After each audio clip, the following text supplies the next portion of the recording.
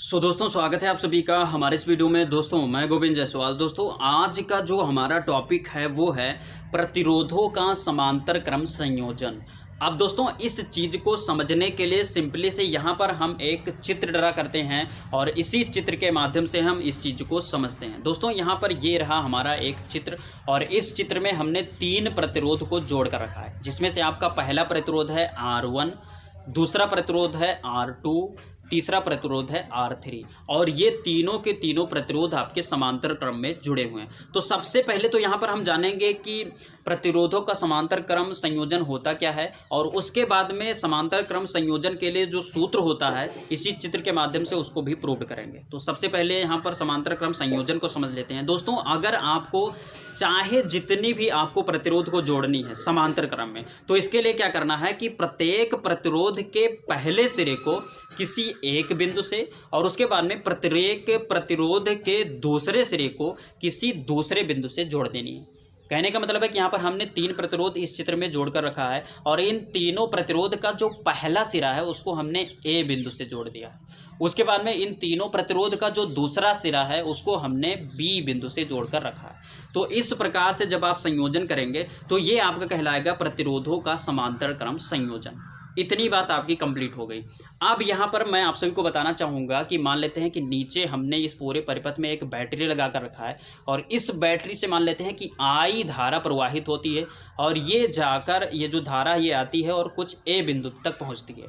अब जब ये दो धारा गई आई, ये जब ए बिंदु तक पहुंची तो यहाँ से उसको 3 मार्ग मिल गए, क्योंकि यहाँ पर 3 प्रतिरोध जुड़े हैं और तीनों प्रतिरोध समांतर क्रम में जुड़े हैं। तो यहाँ पर जब 3 मार्ग इसको मिल जाएगा तो ये जब 3 मार्ग में धारा जाएगी तो यहाँ पर इन तीनों मार्गों में जो धारा का मान होगा वो आई नहीं रह जाएगा, यानी कि वहाँ पर धारा का मान अलग अलग हो जाएगा। यानी R1 प्रतिरोध में धारा का मान कुछ और हो जाएगा, R2 प्रतिरोध में धारा का मान कुछ और हो जाएगा, R3 प्रतिरोध में कुछ धारा का मान और हो जाएगा। और जब ये तीनों के तीनों धारा आएंगे और जब बी बिंदु पर मिलेंगी तो फिर से इन धारा का मान आई हो जाएगा।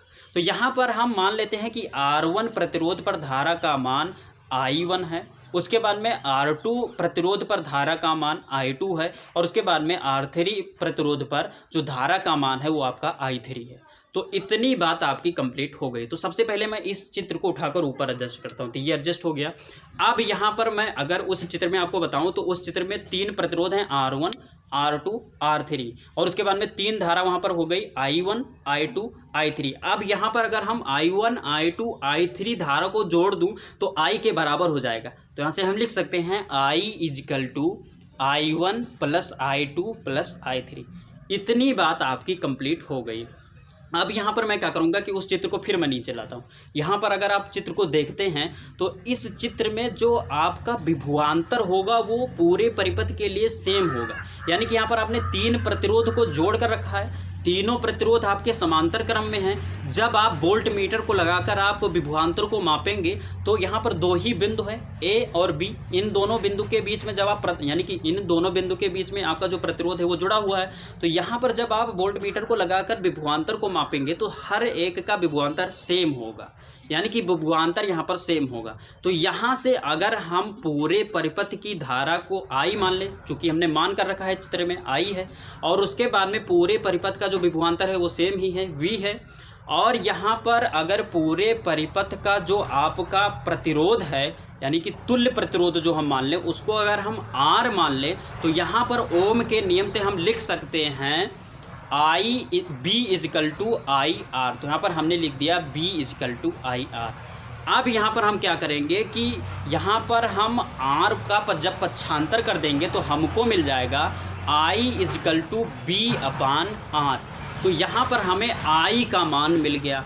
अब जब I = B/R लिख सकते हैं तो I1 = B/R1 भी लिख सकते हैं। क्यों?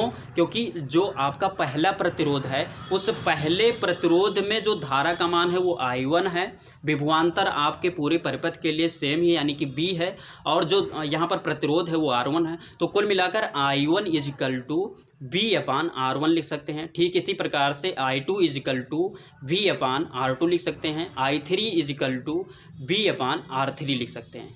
तो यहाँ पर हमको क्या क्या मिल गया?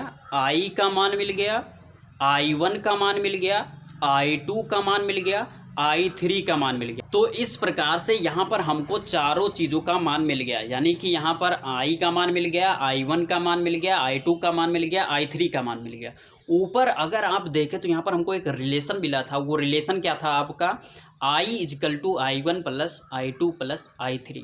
तो इस रिलेशन में जब हम सारे मानों को रख देंगे तो हम चीज़ों को हल कर पाएंगे। तो यहाँ पर हम मान को रख देते हैं। तो यहाँ पर जब हम मान रखेंगे तो हमको जो मिलेगा वो मिलेगा V/R is equal to V/R1 plus V/R2 plus B/R3। अब यहाँ पर इस साइड में B आपका कॉमन हो सकता है, तीनों में आपका B है, तो जब हम कॉमन लेंगे तब हमारा हो जाएगा B/R इजकल टू, यहाँ पर B हो जाएगा और इनटू में 1/R1 plus 1/R2 plus 1/R3 हो जाएगा।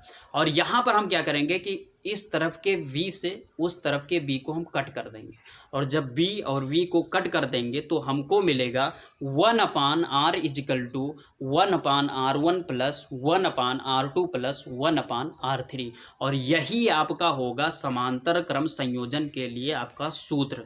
तो ये आपका हो गया प्रतिरोधों का समांतर क्रम संयोजन। दोस्तों उम्मीद करता हूँ ये छोटी सी वीडियो आप सभी को अच्छी लगी होगी। वीडियो अच्छी लगी तो वीडियो को लाइक कीजिए, और दोस्तों यदि आप नए हैं हमारे चैनल पर तो चैनल को सब्सक्राइब कर प्रेस कर लीजिए बेल आइकन को, जिससे कि आपको नए वीडियो का अपडेट मिलता रहे। तो दोस्तों बस यहीं पर दीजिए इजाज़त। जय हिंद, वंदे मातरम।